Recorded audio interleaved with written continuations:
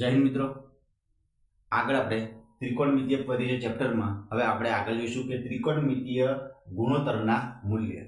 જો જે વિદ્યાર્થીઓ આગળનો વિડીયો જોયો નથી તે વિડીયો અવશ્ય જોઈ લો, અને જો તેમાં તમને નથી આવડતું અથવા યાદ નથી રહેતું તો નોટમાં 2-3 વાર લખી નાખો. કોઈ પણ જગ્યાએ તમે ચિપકાવી દો કે જે તમે દરરોજ જોતા હોય તો, પણ તમે આગળનું એટલું યાદ કરી લેજો. હવે મૂલ્ય જોઈએ આપણે કે ત્રિકોણમિતીય ગુણોત્તરના મૂલ્ય. હવે ત્રિકોણમિતીય ગુણોત્તરના મૂલ્યો સ્કૂલમાં કે ક્લાસીસમાં બધી જ જગ્યાએ અલગ અલગ રીતે ચલાવતા હોય છે. મોસ્ટ ઓફ બધી જગ્યાએ કોષ્ટક તમને યાદ કરાવવામાં આવે છે અથવા ગોખાવવામાં આવે છે. પણ એ કોષ્ટક તમને 4 ગુણનું ચેપ્ટર છે. 4 ગુણના ચેપ્ટરમાં તમે કોષ્ટક લખવામાં જ તમે 1 કે 2 મિનિટ તમે બગાડશો તો તમારો એટલો સમય વેડફાય છે. તો આપણે કોષ્ટક યાદ રાખવાનું નથી. એકદમ શોર્ટ રીત છે. એકવાર સમજી લો પછી તમને ભવિષ્યમાં પણ તમે ભૂલી શકશો નહીં. તમારે ખાલી 2 જ કાટકોણ ત્રિકોણ યાદ રાખવાના છે, અને આગળનો વિડીયોમાં તમને મેં ત્રિકોણમિતીય ગુણોત્તર સમજાવ્યા છે એ ગુણોત્તર તમારે પાક્કા કરી દેવાના છે. પાક્કા એટલે કડકડાટ તમને આવડવા જોઈએ. ચલો વિદ્યાર્થી મિત્રો, હવે આપણે 2 ત્રિકોણ કાટકોણ ત્રિકોણ દોરું છું. શાંતિથી જુઓ પછીથી તમે લખજો. કાટકોણ ત્રિકોણ દોરું છું. નામકરણ હું આપી દઉં છું. ધારો કે ABC. નામકરણ નથી આપતું, ચલો નામ નથી આપતો તો પણ ચાલી જશે. નામકરણ નથી આપતો, 2 કાટકોણ ત્રિકોણ દોરી કાઢું છું. આ રીતે તમારે 2 કાટકોણ ત્રિકોણ દોરી નાખવાના છે. કેટલા કાટકોણ ત્રિકોણ? 2 દોરવાના છે. હવે તમે જો જે ઉપર છે આ જે ખૂણાનો તમે કેટલો ખૂણો લો? 60 નો ખૂણો લો. 16 નો ખૂણો તમે લઈ શકો છો. લેવાનો છે તમારે ઉપર 60 નો ખૂણો, 16 ખૂણો લેવાનો છે. નીચે તમારે 30 નો લેવાનો છે, એટલે કે 30 ડિગ્રીનો તમારે ખૂણો લેવાનો છે. એટલે તમારે યાદ રાખવાનું છે કે એક કાટકોણ ત્રિકોણમાં ઉપરનો ખૂણો તમારે 30 લેવાનો 60 લેવાનો છે, 60 લેવાનો છે.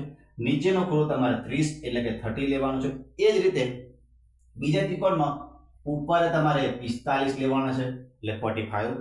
એ રીતે તમારે નીચેનો ખૂણો પણ કેટલો લેવાનો? તમારે 45 લેવાનો છે, એટલે 45. એટલે બંને ખૂણા તમારે કેટલા લેવાના? સરખા લેવાના છે. પહેલામાં ઉપર તમારે 60, નીચે તમારે 30. બીજામાં બે ખૂણા તમારે કેટલા લેવાના છે? 45 ના લેવાના છે. આટલું તમારે યાદ રહી જશે, આરામથી રહી જશે. હવે તમારે યાદ રાખવાનું છે, હવે આખી જે પ્રોસેસ છે આ ત્રિકોણમાં એ આપણે પાયથાગોરસ નિયમ પ્રમાણે છે. અત્યારે આપણે કોઈ પાયથાગોરસ નિયમ શીખતા નથી. જે તમને આવડતો હોય તો વાંધો નથી, નહીં આવડતો પછી હું તમને શીખવાડી દઈશ. અત્યારે તમારે ખાલી યાદ રાખવાનું છે. યાદ રહી જશે કે 1 2 3. યાદ રહે ને? 1 2 3. પણ આ 3 ક્યાં આવશે? વર્ગમૂળની અંદર આવશે. 1 2 3. પણ આ 3 ક્યાં આવશે? વર્ગમૂળની અંદર આવશે. આટલો કોષ્ટક આ કાટકોણ ત્રિકોણ તમારે યાદ રાખો. થઈ ગયું? બસ. હવે આમાં તમારે 1 1 1 1 અને આ કેટલા આવશે તમારે? 2. કેટલા આવશે? 2. પણ આ 2 કેવા આવશે તમારે? વર્ગમૂળની અંદર આવશે. કેવા આવશે તમારે? વર્ગમૂળની અંદર. 1 2 3. આ 3 કેવા આવશે તમારા વર્ગમૂળની અંદર. અહીં તમારે 1 1 વર્ગમૂળમાં 2. આટલું તમારે યાદ રાખવાનું છે. યાદ રહી ગયું? હવે આપણે જોઈશું ત્રિકોણમિતીય ગુણોત્તરના મૂલ્ય. તમને પરીક્ષામાં 4 ગુણનું પૂછાવાનું છે. હવે 1 કે 2 દાખલા તમારે હશે, ત્યાં તમારે જરૂર પડે તો આ 2 આવા ત્રિકોણ નજીકમાં દોરી કાઢવાના. આખું કોષ્ટક દોરવા જવાની જરૂર નથી. અને જે તમને મૂલ્ય પૂછ્યું હોય તે જ મૂલ્ય આપણે શોધવાનું છે. આખું કોષ્ટક કરવાની જરૂર નથી. ધારો કે આપણે બધા એકવાર શોધી નાખીએ. તમે જોજો કે sin 30 ની તમને કિંમત પૂછી છે. કોષ્ટકમાં તમારે બધા જ કોષ્ટક કરવા પડશે, બધું તમારે લખવું પડશે. અહીંયા આગળ તમારે જે તમને પરીક્ષામાં દાખલો પૂછશે એની જ કિંમત આપણે ગોતવાની છે. એટલે આપણે એટલો સમય બચી જશે. પણ તમારે આટલું યાદ રાખવું પડશે. આ તો ઈઝી છે પેલા કરતા. ચલો, sin 60 બરાબર તમે જો sin એટલે અહીંથી તમે ખૂણો પકડવાનો છે. હવે sin નું તમને ગુણોત્તર તો ખબર છે. શું થાય? તો કે સામેની બાજુ ભાગ્યા શું થાય? કર્ણ. તો આ જે ખૂણો છે તેની સામેની બાજુ કઈ છે? તો આ છે વર્ગમૂળ 3. અને કર્ણ કયો છે તમારે? આ બાજુ છે. આ લખું નામકરણ આપણે આપી છે કે A B C છે, અને આ છે P Q R. તો આને પણ ABC આપી દો કે A B C. નામકરણ નહીં આપો તો પણ ચાલશે, આ તો સમજવા માટે તમને આપું છું. તો આ ખૂણો A છે, એની સામેની બાજુ કઈ છે? તો કે BC, એટલે કે વર્ગમૂળમાં 3. તો શું થશે કે વર્ગમૂળમાં 3 ભાગ્યા કર્ણ કેટલો છે? તો કે 2. તો sin ની કિંમત તમને કેટલી મળશે? sin નું મૂલ્ય તમને કેટલું મળશે? વર્ગમૂળમાં 3 ભાગ્યા 2. વાર લાગી, તમારે કોષ્ટકમાં કેટલો બધો ટાઈમ જાય તમારે. તમને પૂછ્યું એટલું કરવાનું. હવે આપણે લઈએ સાઈન 30 ની કિંમત. સાઈન 30 ની કિંમત તો એથી તમે પકડો સી પર જતા સાઈન 30.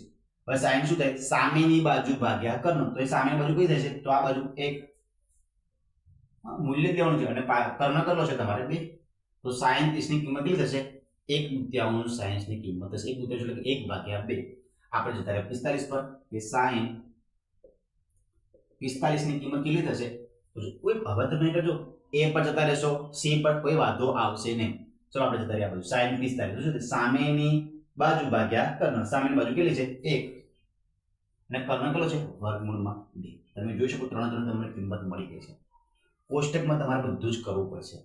અહીં તમારે જો ડાયરેક્ટ સાઈન 60 ની કિંમત મૂકે તો તમે ફટલેન શોધી શકશો. સાઈન 30 ની કિંમત તમે ફટલેન શોધી શકશો અને સાઈન 45 ની કિંમત પણ તમે ફટલેન શોધી શકો છો. સૌથી ઈઝી છે.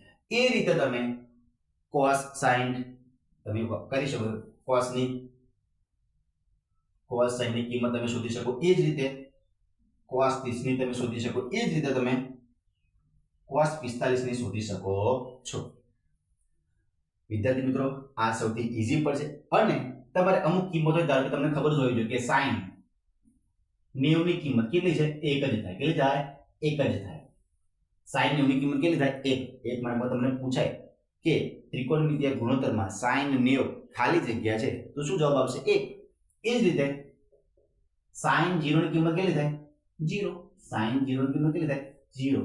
તો આવા ત્રિકોણમિતિય ગુણોત્તરના મૂલ્ય તમારે યાદ રાખવાના છે. અને આ તમારે યાદ રાખી શકો છો.